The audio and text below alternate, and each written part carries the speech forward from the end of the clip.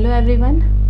Ancient history की आज के लेक्चर में हमने पढ़ा विभिन्न धर्मों के बारे में और महाजनपद पीरियड के बारे में। तो धर्मों की यदि हम बात करें तो बौद्ध धर्म और जैन धर्म जहाँ से लगातार क्वेश्चंस आते हैं तो उसमें हमने विस्तृत रूप से चर्चा की है, खासकर बौद्ध धर्म और जैन धर्म।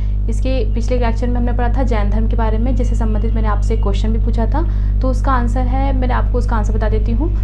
जैन धर्म मैंने आपको कहा था कि 24वें जो तीर्थंकर थे महावीर स्वामी, उन्होंने 5वीं शिक्षा इसमें जोड़ दी थी, ब्रह्मचर्य थी। उसका आंसर है ब्रह्मचर्य।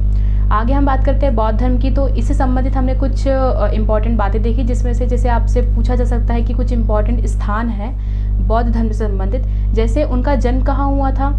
लुम्बिनी में हुआ था। उन्हें ज्ञान की प्राप्ति कहाँ हुई थी?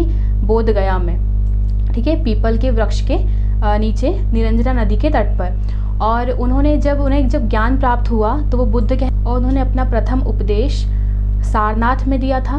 और सबसे ज़्यादा यदि उपदेश की हम बात करें तो वो उन्होंने श्रावस्ती में दिया था। फिर आगे हम बात करते हैं महाजनपद काल की।